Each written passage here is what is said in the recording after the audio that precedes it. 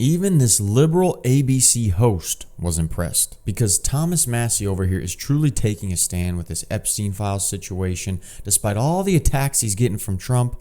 And I'm excited for you guys to hear his case because the way Trump is being a bully and going after people like him who just want the Epstein Files released, it's really, really bad.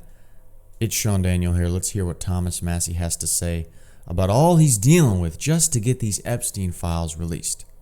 And I'm joined now by Republican Congressman Thomas Massie of Kentucky, who led the effort to release the Epstein Files. Congressman Massie, thank you for being here. President Trump fought long and hard to prevent your discharge petition from going through. You won that battle. Now, what happens? How many Republicans in the House follow your lead and defy the president on this? I think we could have a deluge of Republicans. There could be 100 or more. I'm hoping to get a veto-proof majority on this legislation when it comes up for a vote. And, you know, the president's been saying this is a hoax. He's been saying that for months. Well, he's just now decided to investigate a hoax, if it's a hoax. And I have another concern about these investigations that he's announced.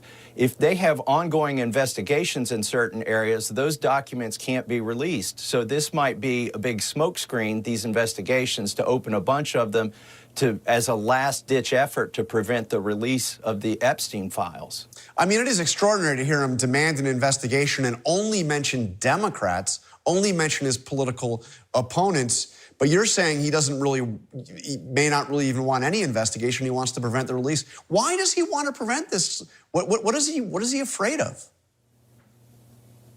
You know, I've never said that these files will implicate Donald Trump. And I really don't think that they will. I think he's trying to protect a bunch of rich and powerful friends, billionaires, donors to his campaign, friends in his social circles. And that's my operating theory on why he's trying so hard to keep these files closed. And remember that Trump tweeted this about Thomas Massie. He said, "Did Thomas Massie, sometimes referred to as Rand Paul Jr., because of the fact that he always votes against the Republican Party, get married already?" Boy, that was quick. No wonder the polls have him at less than an 8% chance of winning the election. Anyway, have a great life, Thomas, and his wife will soon find out that she's stuck with a loser. Yes, Trump really tweeted that. When Trump has been married many times, by the way, has been alleged with doing different things, but at least has been married multiple times. He is going all out and in such an uncharacteristic way about anybody who's pushing back against these Epstein files and wanting them released, and it's really disgusting. What do you think is actually in these files? I mean, we've seen so much Epstein material from the criminal cases, the stuff that just came out this week, you know, from the estate. What do you think is left?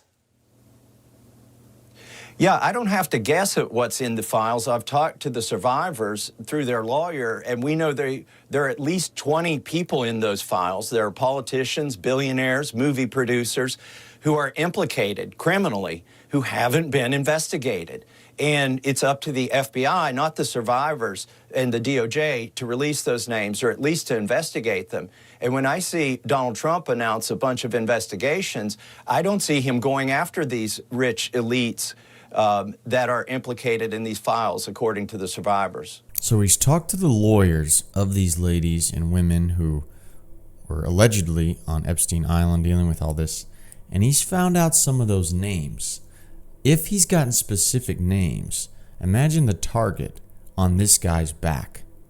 Imagine the pressure that those guys, those big billionaires that are implicated with Epstein allegedly, imagine the pressure they are putting on Trump, which would explain all of this flip-flop, all of this Epstein hoax vernacular that Trump keeps throwing at us, because I bet you they are some powerful and wicked people. The president has gone after you in some deeply personal ways. I mean, attacking you over and over again, even attacking you for, regarding your wedding, your recent wedding, which, by the way, congratulations. What do you make of all that? And he's obviously supporting your primary opponents. I mean, what kind of retribution are you facing?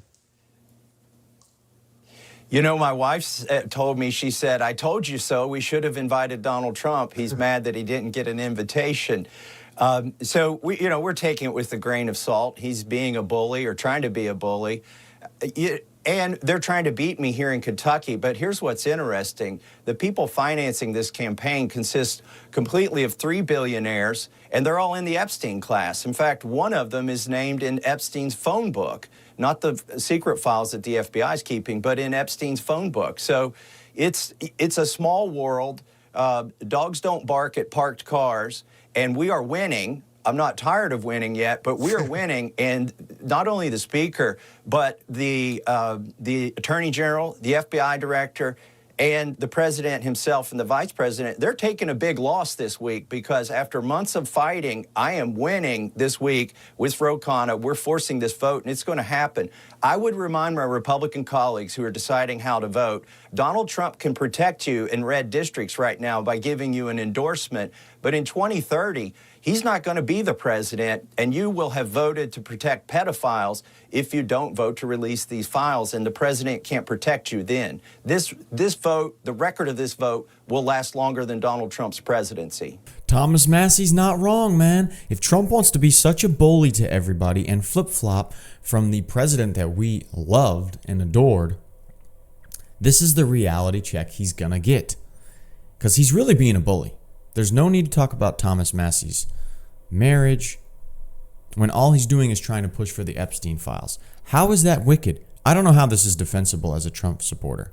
How can we defend Trump for going after Massie and Marjorie Taylor Greene when they're pushing for the Epstein files to be released, other than Trump is facing tons and tons of pressure from these wicked and powerful people who are implicated possibly in these files? It's really become indefensible. The way that Trump has really, like he said, become a bully. And I hope that Republicans will remember exactly what he said, that Trump is not going to be around when they have their midterm elections in 2030. And people hopefully will remember. Hopefully people like you guys, people like me, other Republican viewers and people that watch this channel will remember that just because Trump barks does not mean it's gospel. A lot of times it's very impressive. He's taken an amazing stand. He's been an amazing guy, and we're so proud to have had him in the presidency. I mean, it was going so bad last 4 years. Before that, we're very excited about Trump. But when you see something that is troublesome, that is bad, you have to call it out, and you have to be able to see it. If you don't, you're just worshiping a man, and we should never do that. He's not going to be the president, and you will have voted to protect pedophiles if you don't vote to release these files, and the president can't protect you then. This vote, the record of this vote, will last longer than Donald Trump's presidency.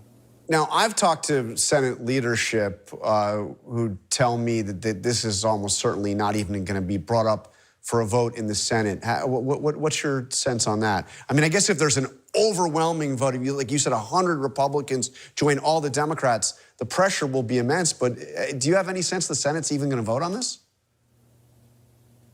Well, they don't have the procedural maneuver that Ro Khanna and I used in the House. They don't have that in the Senate. It's called a discharge petition. But the senators do have other ways to force votes, as amendments, for instance, on larger bills in order to let bills move quicker through the chamber. So they could force the vote in spite of the leadership's efforts. I just hope John Thune will do the right thing. Look, our own speaker tried to push this bill by unanimous consent last week within 15 minutes of me getting the 218th vote because he was trying to save people from a vote. If he's ready to pass it by unanimous consent, then the Senate leader should be as well. Just bring it up. But the pressure's going to be there if we get a big vote in the House. All right, Congressman Thomas Massie, thank you for joining us this morning. Watch that be the play the Trump administration uses to stagnate this discharge petition for them to discharge the Epstein files and release them. That they get the Senate Majority Leader, John Thune, to not even put it up for a vote. Oh, no, we're not going to do that. We're just going to leave it. It's not a necessary thing. We're waiting on the FBI to do their job, blah, blah, blah.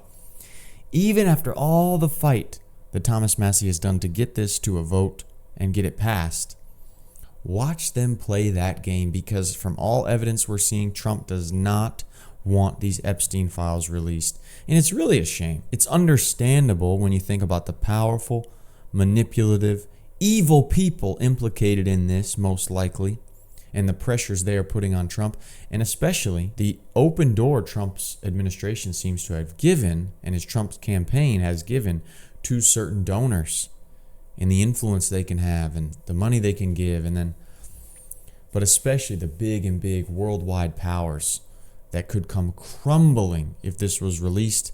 Most likely it probably never will be. I can't wait to see what the play is going to be from the White House, especially from the globalists, to make sure this does not get released.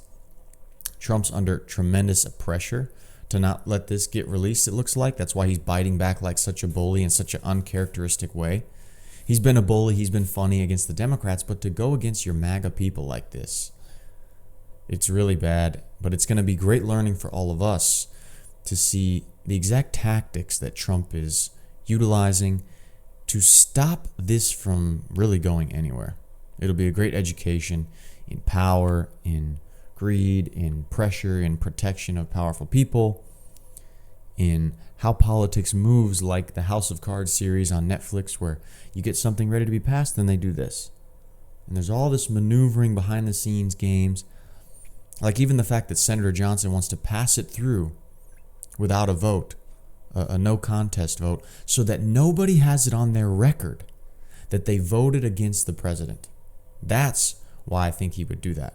Because people are like, oh no, I don't want to go against big bag Trump. He's going to spend so much money in my district. He's going to talk so much crap about me. Please just let this pass without me having to publicly vote against Trump. Bad state of affairs right now in MAGA, in certain aspects. It's very disappointing. But it's cool to see someone like Thomas Massie standing up. It's not cool, it's inspiring. Because he must be under so much pressure, not just from the words, but from how they're campaigning against him, the attacks on his character. That stuff has an effect. Very impressed with Thomas Massie. It's Sean Daniel here. If you want to keep the Sunday marathon going, check out this interview right here with liberal host Margaret Brennan from CBS, where she does a double-time interview with two politicians, a Democrat and a Republican. This is interesting. See you there.